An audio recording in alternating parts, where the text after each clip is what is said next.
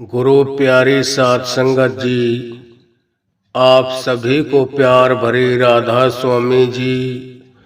आज जो हम आपको साखी सुनाने जा रहे हैं वो साखी सर्वाजीत पंडित की है। सर्वाजीत पंडित बहुत महान पंडित हुए, जिनके पास सिर्फ किताबी ज्ञान था, बाहरी ज्ञान था, अंदर के खंडों ब्रह्मांडों का ज्ञान नहीं था, ना ही उनकी रूह कभी चढ़ी थी। मगर इसी बाहर के ज्ञान से पूरी दुनिया के पंडितों को, सारे विद्वानों को हराते हुए अपने ज्ञान के द्वारा सबको जीतकर लास्ट में वो कबीर साहब के पास आते। तो एक दिन उसने मन बनाया और सारी अपनी किताबें एक बैलगाड़ी में रख कर और कबीर साहब के पास जाने लगा कि लास्ट वो रह गया है, उसको आज और हरा के आता हूं। तो जो सर्वाजीत पंडित की माता जी थी वो संत कबीर साहब की शिष्य थी। कहने लगी, बेटा तू कबीर साहब को नहीं हरा सकता, उसके पास मत जा, वो तो कुल मालिक है, बहुत पहुंची हुई हस्ती है, उसका मुकाबला तो कुछ भी नहीं कर सकता। मगर सर्वाजीत पंडित अपनी माँ से कहने लगा कि माँ तू कैसी बातें कर रही है, आपने अपने लड़के कहा अभी देखा ही नहीं कुछ, कितना वो ज्ञानवान है, कितना विद्वान है, कितने धर्म ग्रंथों को वो पढ़ा हुआ है, सबको सारे उसने पढ़ रखे हैं कई बार, कितना ज्ञान है उसको। मगर वो कहती थी, बेटा आपके पास बाहरी ज्ञान है, सिर्फ किताबों का ही ज्ञान है, अंदर में आपकी रूह नहीं जाती, अंदर आप उन खंडों ब्रह्मांडों के पर कभी नहीं गए हो। मगर माँ के इतना मना करने के बावजूद भी उसको कहने लगे कि माँ उसका तो मेरे को हराने का एक चुटकी का काम है, एक सेकंड भर में मेरी वो दो बातों का जवाब नहीं दे पाएगा। सर्वाजीत पंडित अपनी माँ से कहने लगा। तो माँ ने जब बहुत मना किया, उसने हट कर ली, जिद करके सारी अपनी जितने वो ग्रंथ पोथियां थे, जितनी किताबें थी, सब की सब एक बैलगाड़ी में लद ली और माँ से कहता कि माँ मैंने इतने बड़े पढ़े लिखे विद्वानों को मैंने हरा दिया है और तू उसका नाम ले रही है, कबीर साहब का जो अनपढ़ है, जिसने एक दिन भी स्कूल का मुंह नहीं देखा है, आप उसका नाम ले रहे हैं कि आप उसको नहीं हरा पाओगे। मगर उसको तो वो माँ उसकी ठीक कह रही थी, मगर उसको रावण वाला घमंड था, अहंकार था, बाहरी ज्ञान का, जैसे रावण को चारों वेदों का ज्ञान था ना, मगर अंदर उस सतलोक का पहुंचने वाला नहीं था। त्रिलोकी का में राजपाट था उनका, त्रिलोकी तक पहुंच थी, तीनों लोकों में राज था रावण का। तो सर्वाजीत पंडित अपनी माँ के मना करने के बावजूद भी उसने सारी किताबों को एक बैलगाड़ी में लदा और उससे बहस करने के लिए, उसको हराने के लिए कबीर साहब को उसके घर की तरफ चल दिया। अब चल दिया, चलते चलते जब पहुंचा कबीर के गांव में, तो गांव से बाहर कुएं हुआ करते थे पुराने वक्तों में। आजकल तो पानी की टंकियां बन गई हैं, घर पे हैंडपंप लगे हैं, कोई वाटर सप्लाई का पानी आता है किसी पे, हर एक के पास बंदोबस्त है। पुराने वक्तों में सिर्फ पानी का बंदोबस्त हुआ करता था, कुएं से ही पानी खींच कर लाते थे और जैसे आज हमने धर्म बांटे हुए हैं ना, उस वक्त गांव के अंदर जितनी भी जातियां होती थी, हरिजन है, कोई बाल्मीक है, कोई मोमडन है, या कोई और किसी धर्म से, सिख धर्म से कोई है, उनके कुएं अलग अलग बने हुए हुआ करते थे। वो जिस जाति का हुआ करता था उसको बोलते थे कि आपको वो कुआं दे दिया है, आप अपना पानी उसी कुएं से भरेंगे। दूसरा जिसको जो सौंप दिया जाता था कि आपका हक उसके ऊपर है, आप अपने पीने के लिए, नहाने धोने के लिए पानी वहीं से भरोगे और कहीं से नहीं पानी ला सकते। दूसरे के कुएं के ऊपर चढ़ मत जाना।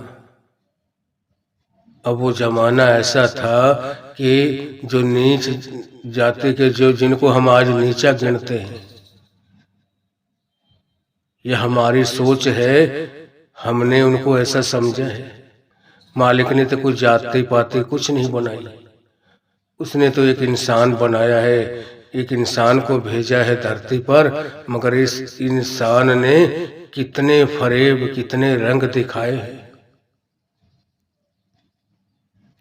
कितना इसने लोगों को बांटा है, दुनियादारी को बांटा है, अपने आप को धर्म ग्रंथों में बांटा है।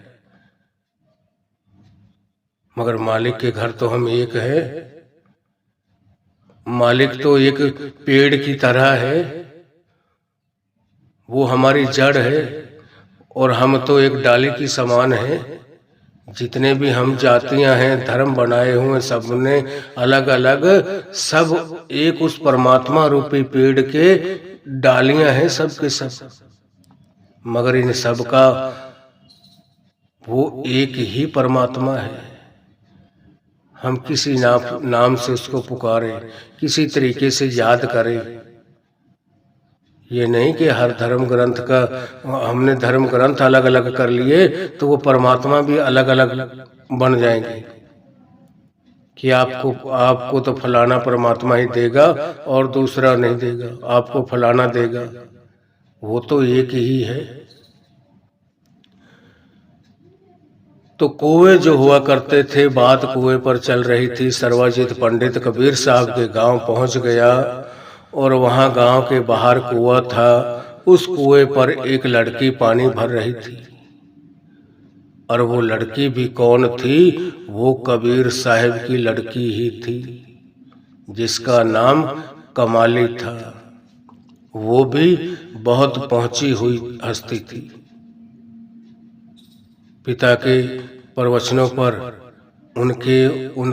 उनके असूलों पर चलती थी। वो उसी तरीके से भजन बंदगी किया करती थी, मालिक की याद में बैठा करती थी। अंदर से उसने 9 द्वारे खाली करके 10वीं खिड़की खोली हुई थी। बहुत ज्ञान था उसको।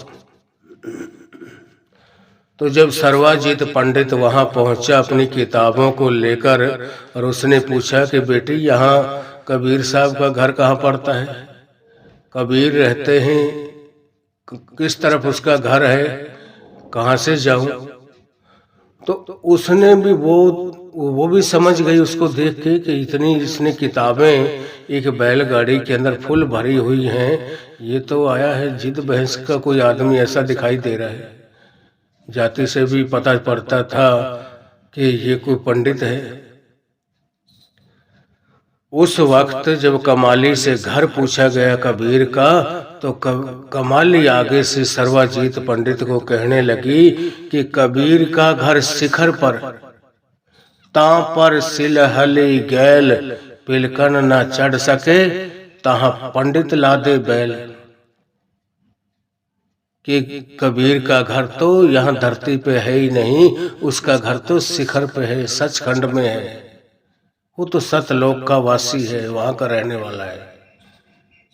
उसने एक श्लोक में, एक दोहे में यह कुछ उसको बता दिया था कि कबीर का घर शिखर पर, ता पर सिलहली गैल, कि वहां जाने के लिए जो गैल आज हम रास्ता बोल देते हैं, उस वक्त की जो भाषा थी, हम पहले पुराने आदमी कहते हैं कि ये गैल कहाँ जा रही है। आज जैसे हम कहते हैं भाई ये रास्ता कहाँ जा रहा है, कहाँ निकलेगा। तो उसने कहा था, कबीर का घर शिखर पर ता पर सिलहली गैल, पिलकन न चढ़ सके तहाँ पंडित ला दे बैल। वहां तो पिलकन भी नहीं चढ़ सकती। पिलकन बोलते हैं चींटी को, और चींटी एक ऐसी चीज है, वो शरीर से भले बहुत छोटा जीव है, बहुत उसका जो आकार है बहुत छोटा है, दिखाई देता है, मगर दिल उसका हाथी से भी बड़ा है। चींटी के दिल के बराबर किसी का दिल नहीं होता। मालिक ने उसका शरीर ही छोटा बनाया है, मगर उसका दिल इतना बड़ा बनाया है कि शायद ही और किसी जीव का इतना बड़ा दिल होगा जितना चींटी का होता है। क्यों चींटी का इतना बड़ा दिल क्यों माना जाता है? चींटी ने जहां से चढ़ने की सोच ली ना कि मैंने इस छत के ऊपर चढ़ना है, और वो छत की जो दीवार है उस दीवार पे हमने कोई तेल वगैरह लगा हुआ है, वहां रिप्टन है, और वो चढ़ती है फिर नीचे गिर जाती है, फिर चढ़ती है फिर गिर जाती है। इंसान तो एक बार, दो बार, चार बार, 5-10 बार अपनी कोशिश करने के बाद में अपने मन को कमजोर कर लेता है कि बस भाई हमारे बस की नहीं, मैं नहीं चढ़ पाऊंगा। यहाँ तो कहीं पैर जमाने की ही जगह नहीं, पैर रखने की नहीं है। इतना पैर हम यहाँ रखते हैं, फिसल कर वहां चला जाता है। चींटी लाखों बार गिरेगी, लाखों बार चढ़ेगी, मगर जहां का उसने चढ़ने की सोच ली ना, वो वहीं पहुंच कर ही रुकती है। क्यों? वो कितनी बार गिरती है। इंसान 2, 4, 5, 10 बार करेगा, ज्यादा से ज्यादा बता रहा हूं, और वो कहेगा भाई हम नहीं कर पाएंगे इस काम को, हमसे नहीं होगा, ये हमने कोशिश करके देख ली है, हमसे नहीं चढ़ा जाएगा। यहाँ किसी और को देखे आप, कोई और चढ़ सकता है। और चींटी का दिल इतना बड़ा होता है, उसने वो अपने दिल को कभी नहीं हारती कि जहां से उसने सोच लिया कि मेरे से नहीं चढ़ा जाएगा, जहां से उसने दिल दिमाग में आ गई चढ़ने की, ठान ली उसने अपने दिल में, वहां से चढ़ ही जाएगी। कामयाबी मालिक ही बख्शता है। क्यों? उसको देखता है कि ये बहुत मेहनत कर रही है, बड़ी कोशिश कर रही है, कितनी बार इसको असफलता मिलती है, एक न एक दिन असफलता मिलने के बाद सफलता भी मिलती है, उस काम में सफल भी होता है, कामयाब भी होता है। मगर हम शुरू में दिल छोड़ देते हैं कि जी ये हमसे तो होगा ही नहीं, हम नहीं कर पाएंगे। हमें चींटी के बराबर हमारा दिल जिस दिन हो गया इतना बड़ा, जितना बड़ा दिल चींटी का होता है, तो हम जी चाहे कितनी भी बड़ी कोई मंजिल है उसको भी पार कर सकते हैं, उसको भी पा सकते हैं। हम अपने मन में जो किसी चीज को पाने की हमने एक प्रण कर लिया और अपने मन से लड़ाई लड़ी कि क्या वो ही अलग मालिक ने उनके अंदर कोई ऐसी चीज रखी है, वो ही ये काम कर सकते हैं, क्या वो काबिलियत मेरे अंदर भी है? काबिलियत तो मालिक ने सबके अंदर रखी है। ये नहीं कि किसी भी तरह से किसी रूह को, किसी जीव को कमजोर रखा हो परमात्मा ने। वो रूहानियत, दौलत, वो अंदर की ताकत सबके अंदर है। जैसे विद्या की ताकत बच्चे के जन्म से ही उसके अंदर होती है, मालिक से मिलने की जो ताकत है वो रूहानियत, दौलत मालिक हमको जन्म से ही देता है। आज हम बच्चे को स्कूलों कॉलेजों में भेजते हैं, क्या वहाँ जो उनके मास्टर जो होते हैं, कोई मैडम मास्टर होते हैं स्कूलों में बच्चों को पढ़ाने वाले, क्या वो बच्चों को कोई चीज घोल के थोड़ी पिलाते हैं वहाँ, और उसके बाद बच्चा पढ़ना लिखना शुरू कर देता हो? पढ़ाई तो उसने पहले की होती है, पिछले जन्मों की पढ़ाई की होती है। सिर्फ एक स्कूलों कॉलेजों में तो हमारी सोई हुई सुरत को जगाया जाता है, बार बार बता बता कर वो चेतना, वो पढ़ाई हमारी उजागर हो जाती है। जैसे आज हमें पता है कि हमारी आत्मा की जो रोशनी है उसकी 12 सूरज के बराबर है, मगर वो चांदना सब ढका हुआ है। हमने अपनी कर्मों की मैल से उसको ढक दिया है। और जैसे हम भजन स्मरण करेंगे, उसकी कमाई करेंगे, वो मैल के जो पर्दे ऊपर चढ़े हुए हैं, परतें चढ़ी हुई हैं, वो परतें हटना शुरू हो जाएगी। हम अपने घर में कमरे में कोई ट्यूब लाइट लगा दें और उसके ऊपर कई सारे कपड़े लपेट दें, उसकी रोशनी सारी बंद हो जाएगी, सारी गायब हो जाएगी। और हम दोबारा उस रोशनी को प्रकट करना चाहते हैं तो उस पे से जो टाट के कपड़े लपेटे हुए हैं वो एक एक करके हटाते चले जाएंगे। धीरे धीरे धीरे धीरे वो रोशनी बाहर तेज होना शुरू हो जाती है और एक दिन वो पूरा बल्ब एकदम पूरी खुली लाइट पूरे कमरे में देता है, रोशन कर देता है, पूरे को जगमगाहट कर हो जाती है उस कमरे में। रोशनी तो पहले से थी उसमें, मगर वो दबी हुई थी, उसको उसने प्रकट कर लिया। इसी तरीके से हमारे अंदर वो रोशनी है, मगर वो दबी हुई है हमारे कर्मों की मैल से, हमारी सोच से। हमने किसी के प्रति कुछ सोचा, किसी के प्रति कुछ सोचा, वो रोशनी सारी गायब है तो हमारे अंदर ही। इसी तरीके से वो जो मालिक से मिलने की ताकत है, वो जो रूहानियत दौलत है, यह नहीं कि मालिक ने कोई संत महात्माओं को अलग दी है या उनको ज्यादा दी है, हमको कम दी है। उन्होंने अपने आप को इतना प्रबल, इतना ताकतवर बना लिया चींटी की तरह कि उन्होंने एक प्रण कर लिया कि हमने इस पर कामयाबी पानी है। पुराने जो जिनके इतिहास हैं आज संत महात्माओं के, उनकी वाणियां लिखी हुई हैं, क्या हम उस मंजिल को नहीं पा सकते? तो जो प्रण कर लेता है सच्चे दिल से, सब कुछ त्याग देता है, सिर्फ एक अपना इष्ट बना लेता है और उसी के उससे भजन बंदगी में रात दिन उसी ख्याल में लगा रहता है, तो मालिक उसको एक न एक दिन कामयाबी जरूर बख्शता है।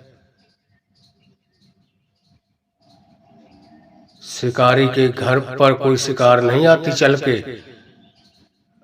अगर उसको कोई शिकार करनी होती है ना, तो घर से तैयारी करके जाएगा,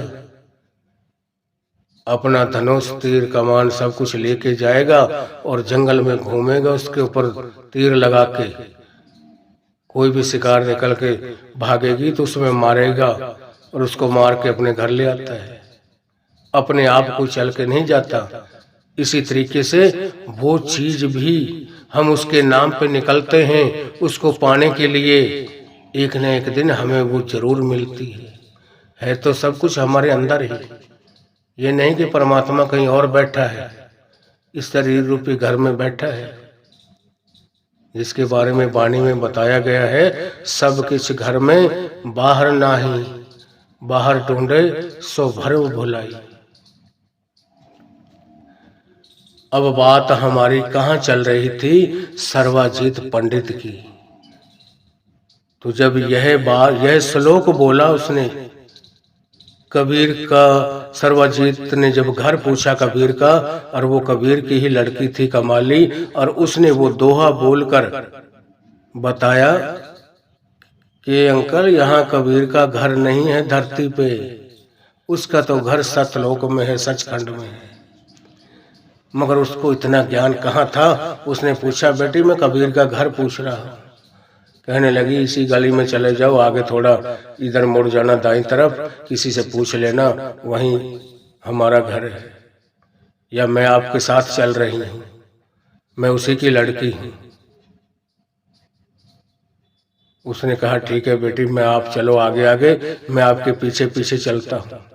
जब उसने पानी का घड़ा भर लिया, वो चली अपने घर की तरफ लेकर, और वो सर्वजीत पंडित अपनी बैलगाड़ी को लेकर उस लड़की के पीछे पीछे गए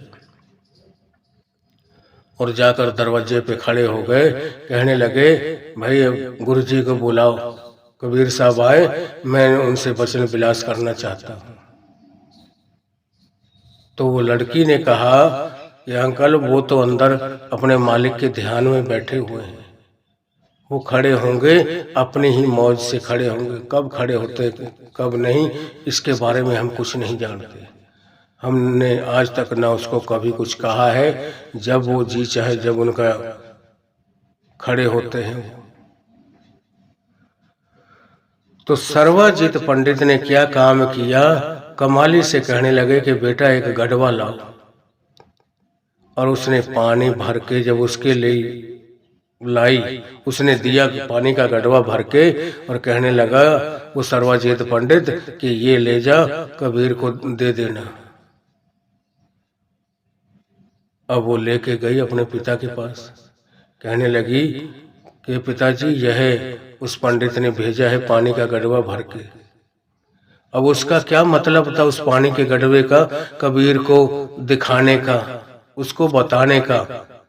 उसका अर्थ यह है कि वो अपने आप को दर्शाना चाहता था कि मैं ज्ञान से, जैसे ये गढ़वा पानी तक का भरा हुआ है ना, ऊपर तक गले तक, ऐसे ही मैं ज्ञान से भरा हुआ हूँ, मैं आपसे वचन विलास करना चाहता हूँ।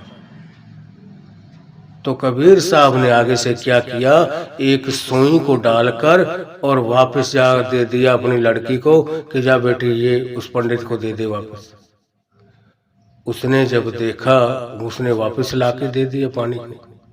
सर्वजित ने पंडित ने वो गढ़वा लिया, लड़की बोली कि अंकल इसमें देखो, इसमें कोई चीज होगी।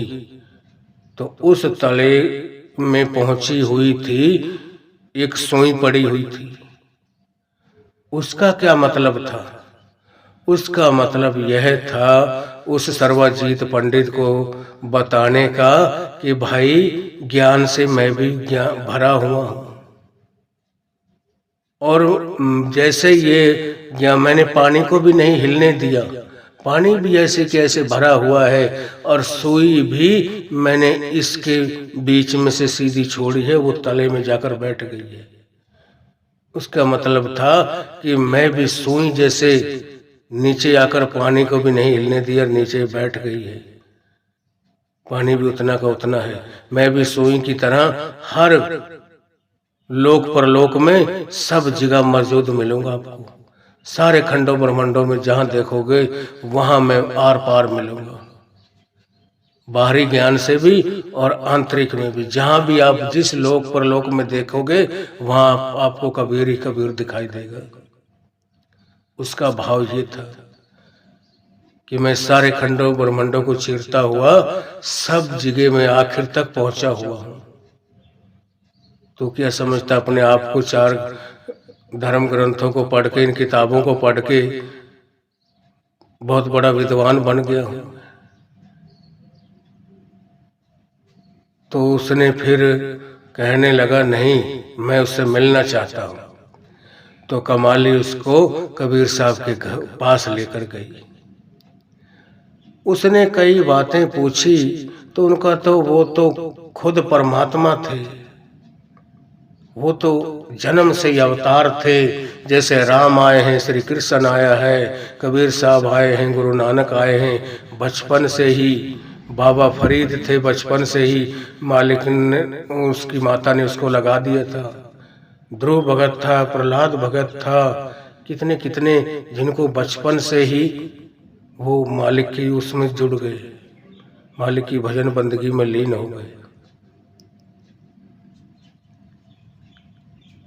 तो कहने लगा ठीक है सर्वजित, कबीर साहब कहने लगे सर्वजित पंडित से कि पंडित जी ठीक है आप लिखो, मैं अनपढ़ आदमी हूं, मैं तो कुछ लिख नहीं सकता, और आप कागज पेन लाओ, कलम लाओ, और उस कागज के ऊपर लिखो कि कबीर साहब हारा और सर्वजित पंडित जीता। और उसने इसी तरीके से लिखा, और कबीर साहब कहने लगे उसके नीचे मैं अपना अंगूठा लगा दूंगा, कि पढ़ा तो मैं हूं नहीं, स्कूल तो कभी गया नहीं, मेरे से साइन करने तो आते नहीं। उसके नीचे आप लिख देना कि ये देखो ये अंगूठा मैं कबीर का लगवा के लाया हूँ, ये पक्की मोहर है, कबीर के हाथ का है कि वो हार चुका है, मैं उसको भी ज्ञान में हरा कर आया हूँ। अब जब उसने लिख दिया कि कबीर हारा और सर्वजीत पंडित जीता। लिखने के बाद में जब पढ़ने लगा तो ऊपर की लाइन में लिखा गया कि कबीर जीता सर्वजीत पंडित हारा। अब वो अपनी आंखों को मलने के लग गया और कहने लगा, गुरुजी अभी रुको, मेरे से कुछ गलती हो गई है। मैंने लिखना कुछ था, लिख कुछ दिया है, उल्टा लिखा गया है। तो कबीर साहब कहने लगे, ठीक है भाई, आप और दोबारा लिख लो, कोई बात नहीं, हम यहीं हैं, कहीं गए थोड़ी, आप फिर से लिखो। दूसरी बार उसने फिर लिखा कि कबीर साहब हारा और सर्वजीत पंडित जीता। जब लिखने के बाद उसने कहा, लो गुरुजी मैंने लिख दिया, अब अंगूठा लगाओ। जैसे ही उसने अंगूठा लगाया, अपनी मोहर लगाई, उसी वक्त वो लिखा हुआ सब कुछ पलट गया। ऊपर आ गया कि कबीर साहब जीता सर्वजीत पंडित हारा। जब उसने अंगूठा लगाया फिर वो चमत्कार हो गया। फिर उसने जब पढ़ के भाई सुना मेरे को कैसे कैसे लिखा है, तो उसमें फिर ऊपर की लाइन में उसने पढ़ा कि सर्वजीत पंडित हारा और कबीर साहब जीता। फिर कहने लगा, रुको गुरुजी रुको, अभी मेरे से फिर लिखने में गलती हो गई है, मैं लिखता कुछ हूँ लिखा कुछ जाता, क्या बात है ये। कहने लगा, कोई बात नहीं, मैं यहीं बैठा हूँ, आप फिर से लिख लो, सही से लिख लो, शांत स्वभाव से, ठंडे दिमाग से और आराम से एक एक अक्षर को जमा के लिखो, बढ़िया सोच समझ के लिखो। फिर उसने तीसरी बार फिर लिखा कि कबीर साहब हारे और सर्वजीत पंडित जीता। और जब यह लिखकर कबीर ने कहा, ला भाई मैं अपने साइन में अपना अंगूठा लगा देता हूँ। जैसे ही उन्होंने अंगूठा लगाया उसी वक्त जो लिखा हुआ था वो सब का सब चेंज हो गया। ऊपर लिखा गया कि कबीर सर्वजीत पंडित हारा, कबीर साहब जीता। जब तीसरी बार भी वही हाल हुआ तो सर्वजीत पंडित समझ गया कि ये कोई छोटी मोटी चीज नहीं, तो बहुत पहुंची ताकत है कोई। अब मैं इतना तेज था, बुद्धिवान था, अपने आगे किसी को समझता नहीं था, मगर यहाँ दाल मेरी नहीं गलेगी। जिसको मैं समझ रहा था कि उसने आज तक स्कूल का मुंह नहीं देखा है, वो तो किसी कोई धर्म ग्रंथों को ना उसने पढ़ा है आज तक, ना उनके बारे में उसको कोई आता है। मैं तो बहुत बड़ा विद्वान हूँ। तो किताबों से कोई विद्वान नहीं बन जाता, किताबों से किताबी ज्ञान होने वाले को बोला जाता है यह वाचक ज्ञानी है, कि जो लिखा है उसको बाँचकर उसको अपने तरीके से उसके अर्थ निकाल रहा है, अपने तरीके से। जैसे एक धर्म ग्रंथ है, 10वें ग्रंथ है अलग सिखों का, उसके अंदर गुरु गोविंद सिंह का 10वें गुरु का एक श्लोक है। उसमें लिखा है, सिख होए सिर टोपी धरे, 7 जन्म कुष्ठी होए मरे। तो कई लोग कहने लगे, आप स्टेज पे बैठते हो या प्रवचन सुनाते हो या उधर जाते हो, आप सिर के ऊपर टोपी लगा के बैठते हो, और आप तो गुरु ग्रंथ साहिब को मानने वाले हैं, गुरु नानक गुरु गोविंद सिंह को मानने वाले हैं, आपका तो टोपी रखना अच्छा नहीं, आप तो 7 जन्म पुष्टि होकर मरोगे। अब इस श्लोक का क्या भाव है? उसने कहा, सिख हो सिर टोपी धरे, 7 जन्म कुष्ठी होई मरे। इसका अर्थ यह है कि हिंदी में हम शिष्य कह लेते हैं और पंजाबी में सिख कहते हैं। कोई उसको शागिर्द बोलता है कि भाई तो किसका शागिर्द है, किसका शिष्य है, किसका सिख है, तो कौन से गुरु का सिख है भाई, पंजाबी का वर्ड है ये। सिख चेले से कहा गया है, पंजाबी को सिख भाई तो कौन से गुरु का सिख है, कौन से गुरु, हिंदी में शिष्य बोल देते हैं कि कौन से गुरु का शिष्य है। तो उसका मतलब है शिष्य होए सिर टोपी धरे, कि भाई तू अभी शिष्य है, गुरु ने तेरे को अपने हाथ से अपने अपने सिर का, तो शिष्य से भाव है चेला। गुरु ने अपने हाथ से अपने उसको उस गुरु गद्दी का मालिक नहीं बनाया, और अभी तो उसको चेले के थोड़े बहुत नियम बताए हैं, उसको वो गुरु मंत्र दिया है जाप करने के लिए। और अभी आप उसने खुद इतनी कमाई नहीं की कि जो उस घर तक उनकी पहुंच बन जाए, उसके अंदर लिव उस परमात्मा से जुड़ जाए। तो जो खुद नहीं जुड़ा और औरों को गुरु का, अपने आप को गुरु बताकर और संगत को और डेरों को चला रहा है, वो 7 जन्म कुष्ठी होकर मरता है। कुष्ठी बोलते हैं कोढ़ी को। ऐसा जीव 7 जन्म कोढ़ी का जन्म लेकर मरता है। उसके बारे में वो गुरु गोविंद सिंह ने अपने उसमें 10वें ग्रंथ में उसका श्लोक है कि शिष्य होए सिख होए सिर टोपी धरे। सिख से भाव है शिष्य, यानी कि चेला। उसने गुरु के नाम की टोपी अपने सिर के ऊपर रख ली हो, और वो ही खुद की उसकी पहुंच नहीं इतनी उस सतलोक तक, और वो जीवों को नाम शब्द बख्शता है। वो उसने अपना अलग एक कोई नाम देकर कोई डेरा चला लिया है, कोई अलग संस्था बना दी है उसने, चाहे वही नाम शब्द बता रहा है जो गुरुजी देता था, मगर उस चेले की खुद की तो इतनी पहुंच नहीं है। अभी गुरु ने अपने प्रेम में आकर, अपने प्यार में आकर, गुरु का उसने दिल जीत कर, और गुरु उसके ऊपर खुश होकर गुरु को दिखाई देता है कि बस मैं एक आध दिन का मेहमान हूँ, जाने वाला हूँ। तो उनको सब पता होता है कि मैं कब जाना, एक श्वास का पता होता है जो अंदर से जुड़ जाता है। उस वक्त वो क्या करते हैं, जो उस लायक होता है, उस गद्दी के संभालने के लायक होता है, जिसके अंदर इतनी दया, नम्रता, प्रेम भाव, वो सब कुछ होता है, सहनशीलता, उसको अपने गुरुगद्दी का वारिस चुनता है, अपने सिर का ताज उस शिष्य के ऊपर रख देता है, और अपना ही एक दूसरा रूप बना लेता है। जैसे गुरु नानक देव गुरु अंगद देव को उसकी सेवा के ऊपर, उसके प्रेम भाव के ऊपर खुश हो गए थे, और उसको जब अपनी छाती से लगाया, उसकी सेवा से खुश होकर उसके प्रेम प्यार को देखते हुए, तो उस वक्त गुरु नानक साहब ने कहा कि बेटा जा, आज से तू एक हमारा ही दूसरा अंग बन गया है।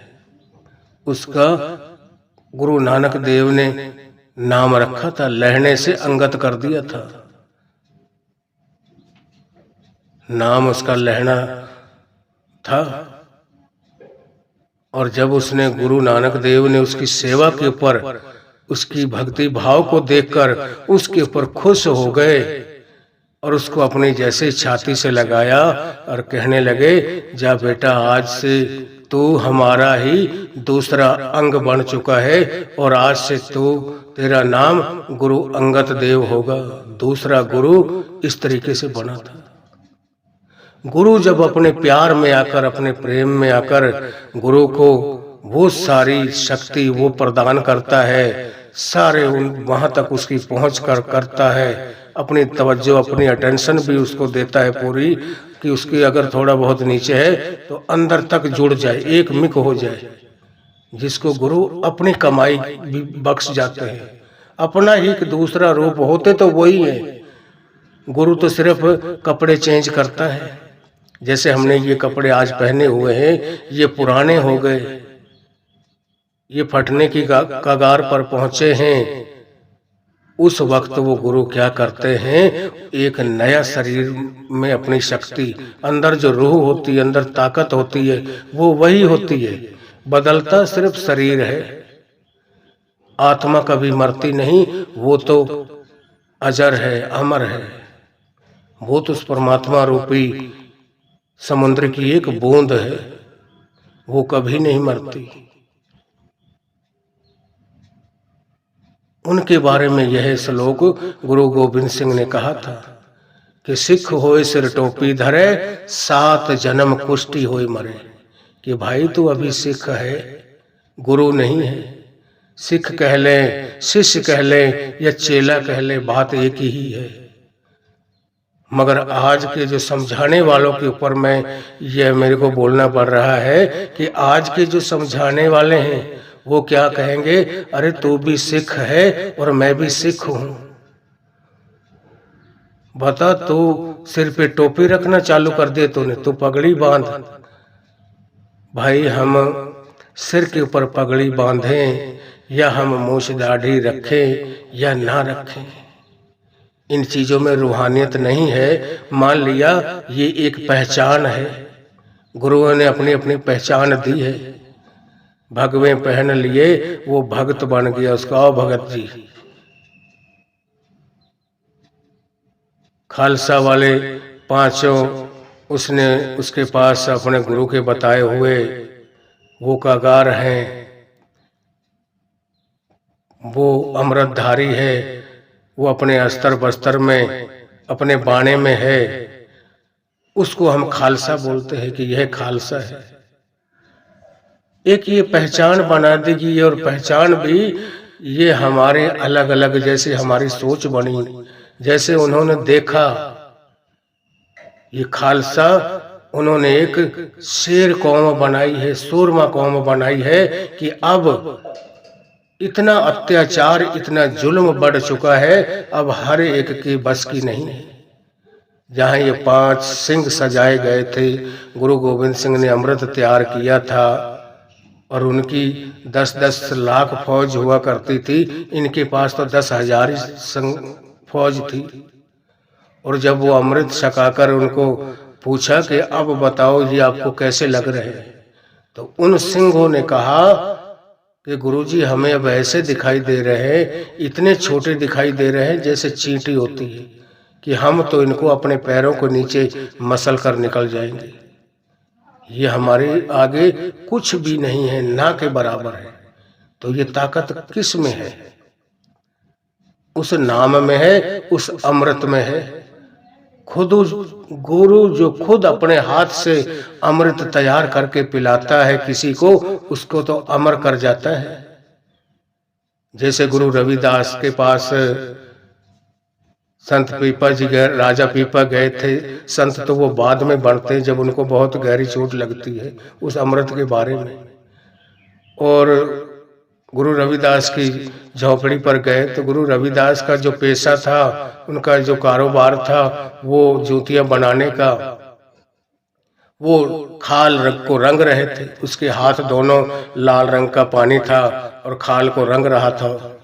और जैसे उसने राजा को देखा कि आज तो राजा आया है मेरे पास, तो गुरु अपनी मेहर में आके, अपने वजद में आकर उसको मेहर में आ गए और उसी खाल रंगी हुई को जो पानी ऊपर था उस खाल के अपने ओक में भरा और मेहर की और कहने लगा कि लो राजा जी अमृत पियो।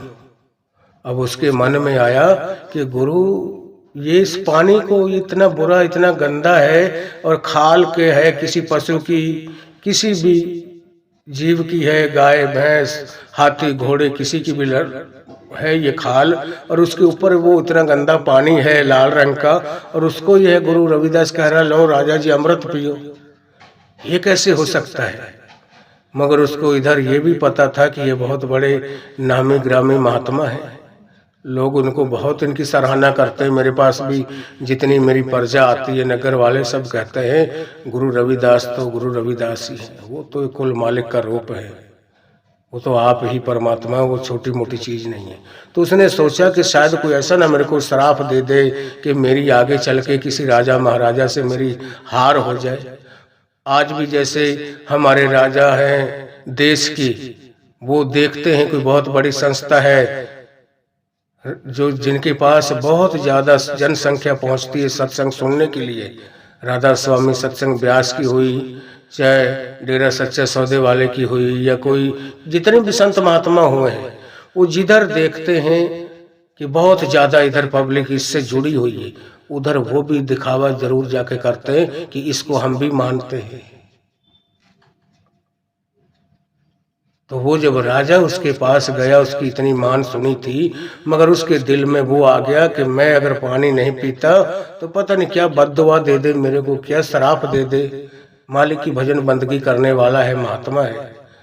अब उसने उसके कहने से ओक तो बना लिया पानी पीने के लिए, मगर उसने एक बूंद भी अपने अंदर नहीं जाने दी और दोनों बाहों की तरफ से पानी को ऐसे बाहर ही बखेर दिया, बाहर ही निकाल दी, अपने मुंह को बंद रखा और हाथ को ढीला करके पानी ऐसे ही बह गया।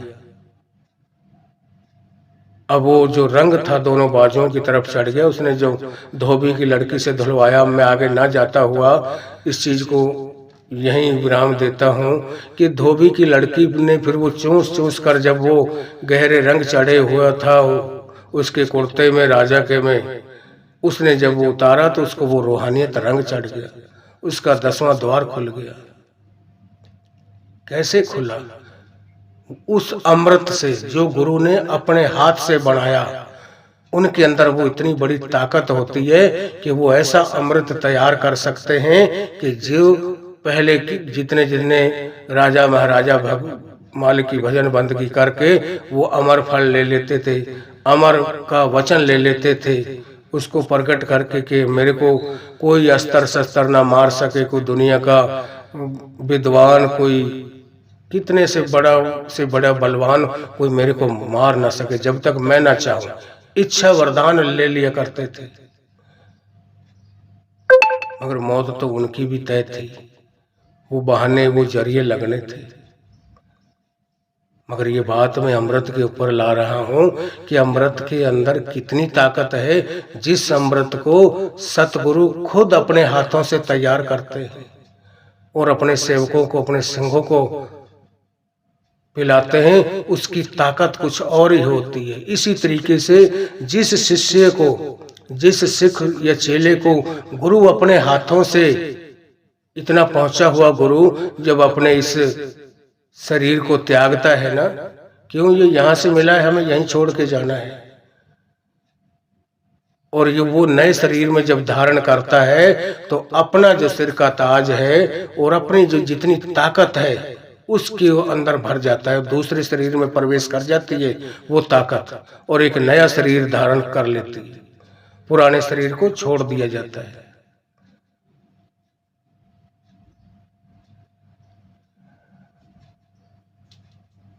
यह है अमृत की, सिख की ताकत कि गुरु जिसको खुद अमृत तैयार करता है, या जिसको अपने हाथों से गुरुगद्दी का वारिस बना के जाता है, और जो अपने आप उस गुरुओं से मन मुख होकर किसी बात से उसका मन मुटाव हो गया, या गुरु चाहते वो थे कि गद्दी हमें मिले, मगर छोटी मोटी उनके अंदर कोई कमी होती है तो गुरु क्या काम करते हैं, जो बेचारा अकेला बैठा रहता है, सिर्फ हर वक्त उसका ख्याल उधर लगा रहता है अपने मालिक से, और कुछ लेना देना नहीं किसी से, ना उसको खाने का पता है, कब खाना है, कब सोना है, कब क्या करना है, सिर्फ उधर ही जुड़े रहते हैं। मालिक को पता होता है कि ये चीज मैंने किसको देनी है, ये इतनी अनमोल दात, ये रूहानियत दौलत का जो वारिस है, मैं किसको बना के जाऊं, कौन हो इसको संभालने के लायक। और वो गद्दी दूसरे को दे के चले जाते, जो होते पुराने, जो चाहते कि गद्दी का हकदार मैं हूं,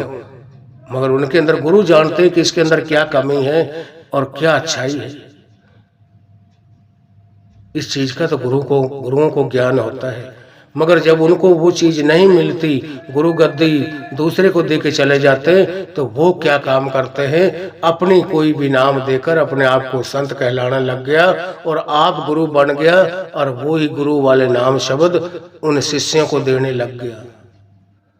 अब वहां तक वो जो खुद गुरु बना है उसकी पहुंच नहीं होती, अब जो वो नाम शब्द देगा, अब वो रूहें वहीं तक तो पहुंच सकती हैं जहां तक उनका गुरु पहुंचा हुआ है, और जो गुरु यहीं भटक रहा है तो शिष्य कहाँ सतलोक में थोड़ी चले जाएंगे, क्यों, गुरु तो हर मंजिल पे साथ होता है अंदर।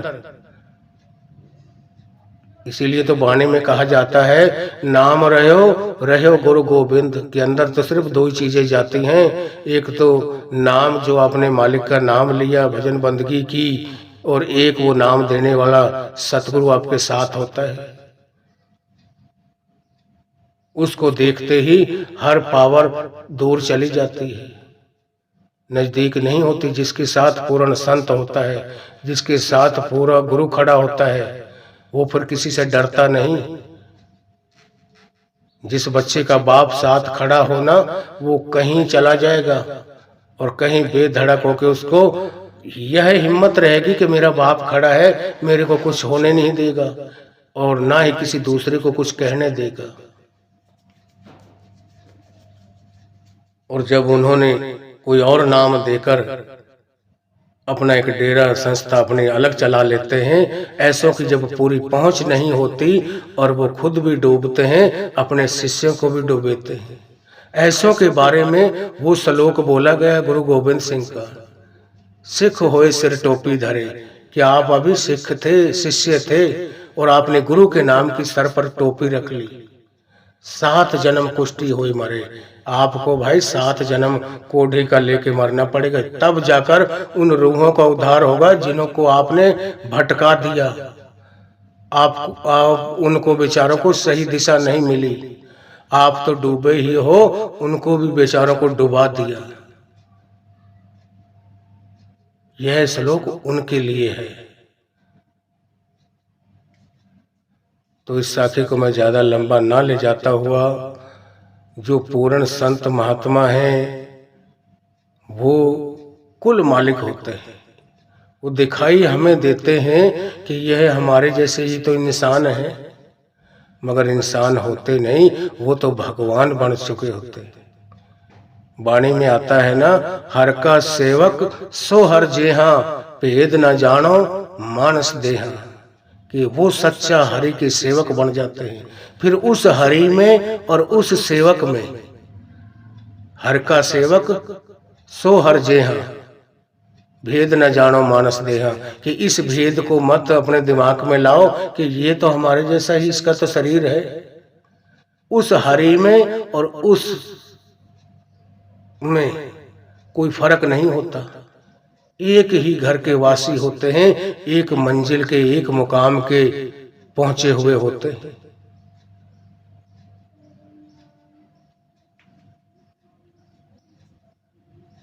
साईं बुल्ले शाह ने भी अपनी वाणी में, जब शाह इनायत उनके गुरु मिले, 40 साल उन्होंने भजन बंदगी की और वो खुदा के दीदार नहीं किए हो पाए, अंदर 10वां द्वार नहीं खुला।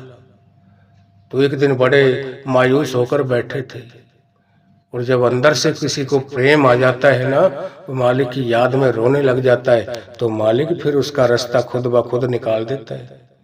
उसके किसी दिन ऐसे बैठा था बड़ा उदास, किसी ने पूछा, बुल्ले शाह क्या बात है? तो अंदर से वो जख्मी था। उस मालिक के प्रति 40 साल उसने गुफा खोद के बैठा रहा, अन्न त्याग दिए, उसने 1 साल तक रोजा लगातार रखे, जबकि मुसलमान 1 महीना रखते हैं। सारे जतन कर लिए, मगर उसको उस खुदा के दीदार नहीं हुए। और जब उसको किसी ने बताया कि भाई अगर मालिक से मिलना चाहता है तो आज जो शाह इनायत है वो पूरा गुरु है, पूर्ण संत है, उनसे जाकर मालिक के नाम लेने की वो सही युक्ति, सही तरीका उनसे लो, उनको अपना इष्ट मानो, अपना गुरु मानो, और वो आपको नाम शब्द बख्शेंगे। जो वो युक्ति, वो तरीका बताएंगे, उस तरीके से मालिक की भजन बंदगी करना, आपको अपने अंदर में से ही उस खुदा के, उस मालिक के दीदार हो जाएंगे। तो जब उस वक्त गया शाह इनायत के पास, तो पंजाबी भाषा थी, कोई भी जाति होती थी, किसी की भी भाषा पंजाबी थी, आज भी पंजाबी है पाकिस्तान पंजाब में। तो शाह इनायत प्याजों की पनीरी लगा रहे थे, इधर से उपाड़ना और इधर लगा रहे थे। तो साईं बुल्ले शाह ने कहा कि गुरुजी मैनू रब नू पावना है। तो शाह इनायत ने कह दिया, रब दा की पावना, इधरों पुटना ते इधरों लावना। कि वो तो 1 सेकंड में मिल जाएगा खुदा की, ये तो बहुत कोई बड़ी बात नहीं है। तो उसने सोच में पड़ गया, क्या बात है, कैसे, मैंने तो बहुत कोशिश कर ली। कहने लगा, जो तेरा दिल दिमाग इस सारी दुनिया में, इस औलाद में, घर परिवार में, इस जमीन जायदाद में, इधर से ख्याल को बिल्कुल हटाकर सिर्फ यह मानना है कि मेरा तो सिर्फ वो एक है, उसके अलावा कोई मेरा नहीं और ना ही कोई बनता है। इसलिए स्वामी जी ने अपनी वाणी में कहा है ना, मित्र तेरा कोई नहीं संगियन में, पड़ा क्यों सोवे इन ठगियन में, चेत कर प्रीत करो सत्संग में, गुरु फिर रंग दे नाम रंग में।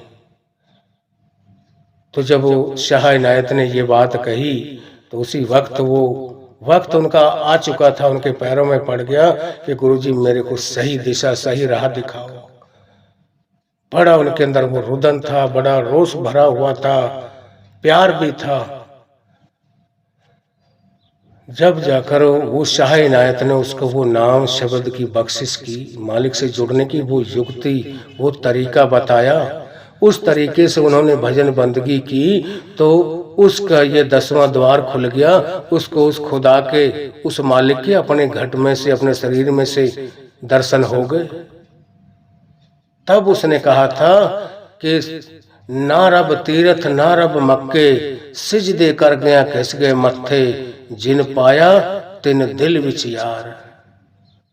और फिर कहा उसने इतने रोजे, इतने रखता था, हद से ज्यादा, इतना कि कोई नाम लेने वाला नहीं था। और जब अंदर से मालिक के दीदार हो गए, उसने उसको युक्ति बताई, वो गुरु बना उसका, और उस तरीके से भजन बंदगी की और अंदर से जुड़ गया परमात्मा से। उस वक्त उसने कहा, भट्ट नमाजा किचड़ रोजे, कल में दे सिर स्याही, बुल्ले नु सहो अंदरों मिलिया, बुल्ले फिरे लुकाई। कि ये जितने भी हैं, मैंने रोजे, नमाज, गुफा खोद के बैठा रहा, अन्न त्याग दिया, बाल बच्चों से दूर रहा, कितना मेरे को आज 40 साल हो गए खुदा की इबादत में लगा हुआ। और आज गुरु ने मेरे को वो रास्ता दिखाया, मालिक के नाम लेने की सही युक्ति, सही तरीका बताया। उस तरीके से मैंने उसको याद किया, मेरे अंदर से ही मिल गया वो खुदा। और जब उसने अंदर से उसको पा लिया, उसका 10वां द्वार खुल गया। उस वक्त अपने गुरु की भी पहचान तब होती है कि हमारा गुरु क्या ताकत है, उसकी कहाँ तक पहुंच है, वो क्या चीज है। तब साईं बुल्ले शाह ने अपनी वाणी में फरमाया था, मौला आदमी बन आया, कि वो जो मौला है, खुद खुदा है, वो तो हमारे जैसा ही शरीर लेकर हमारे बीच में घूम रहा है। दुनिया कोई मंदिरों, गिरजा घरों में, गुरुद्वारों में ढूंढ रहे हैं, तीर्थ यात्राओं में, सरोवरों पर ढूंढ रहे हैं, कोई भाई खुदा वहां थोड़ी बैठा है। परमात्मा तो इस शरीर रूपी घर में है। सब किस घर में बाहर नाही, बाहर ढूंढे सो भरम भुलाई। इस शरीर रूपी घर में है सब कुछ, आत्मा भी इसी में है और वो परमात्मा भी इसी में बैठा हुआ है। और दोनों का आज तक मेल नहीं हुआ। एकत ग्रह बसते मिल बात न करते भाई। एक घर में बसते दोनों, पर दोनों मिलकर आज तक एक दूसरे से बात नहीं की। अब इधर आत्मा खड़ी है, इधर परमात्मा है, और बीच में एक पर्दा लगा हुआ है। वो कौन सा पर्दा है? वो है काम, क्रोध, लोभ, मोह और अहंकार का। जब तक यह विकार हम नहीं निकालते तब तक हमें खुदा के दीदार नहीं होते। यह विकार निकले, इधर से आत्मा परमात्मा में जाकर परमात्मा का रूप धारण कर लेती है। एक बूंद समुंदर में मिलकर समुंदर का ही रूप अख्तियार कर लेती है। मगर हमें मालिक से जुड़ने की, मालिक से मिलने की, किसी पूर्ण संत महात्मा से युक्ति, वो तरीका लेना पड़ेगा। अपने अपने तरीकों से मालिक को याद सब कर रहे हैं, मगर उनसे मुक्ति नहीं मिलती, सही राह, सही दिशा नहीं मिलती। जिसके बारे में संत कबीर साहब ने अपनी वाणी में फरमाया है, कोट नाम संसार में ताते मुक्ति ना होए, आद नाम जो गुपत जप। बूझे बिरला कोई, कि करोड़ों नामों से लोग उस परमात्मा को याद कर रहे हैं, मगर उन तरीकों से, उन नामों से उनकी मुक्ति नहीं होती।